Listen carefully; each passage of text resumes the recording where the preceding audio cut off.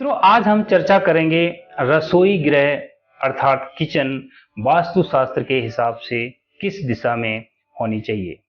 हम सबको पता है रसोई गृह का स्थान बहुत ही महत्वपूर्ण है। रसोई गृह में जो कुछ भी तैयार होता है वो भोजन घर के प्रत्येक सदस्य को स्वास्थ्य पर बहुत ज्यादा प्रभाव डालता है।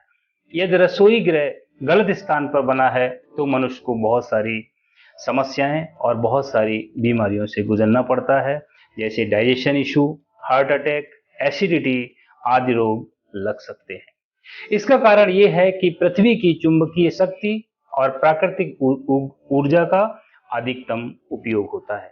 रसोई गृह में अग्नि का प्रयोग अधिकतम होता है, अर्थात अग्नि के प्रयोग में अग्नि की खपत कम हो, इसके लिए पहले से ही अग्नि के वातावरण वाली जो दिशा है वो अग्नि कोण कहलाती है और इस दिशा का ही रसोई गृह के लिए उपयोग करना चाहिए। ऐसा करने से कम कृत्रिम ऊर्जा में प्राकृतिक आग्नेय ऊर्जा मिलकर खाना जो बनता है वो बहुत ही पौष्टिक बनता है और गैस की भी बचत होती है। रसोई गृह में चूल्हा केवल आग्नेय कोण में ही रखना चाहिए। ईशान कोण में चूल्हा रखना बिल्कुल वर्जित है। यदि आपके घर में ईशान कोण में चूल्हा है तो धन की हानि और वंश की वृद्धि रुक सकती है। यदि स्थान बदलना संभव ना हो तो क्या करना चाहिए? चूल्हा एक स्लैब पे रखा होता है और उस स्लैब के नीचे पानी से भरा तांबे का एक बड़ा पात्र रखें और रोजाना सुबह शाम उस पात्र का पानी हमें बदलना चाहिए। भोजन बनाने के बाद उस स्थान को पूर्ण तरीके से साफ सुथरा रखना चाहिए। रसोई घर में लाल रंग का बल्ब लगाना चाहिए।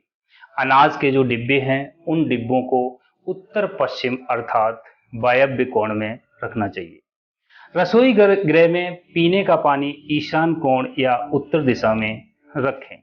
खाना बनाते समय खाना बनाने वाले का मुख पूर्व दिशा में होना चाहिए।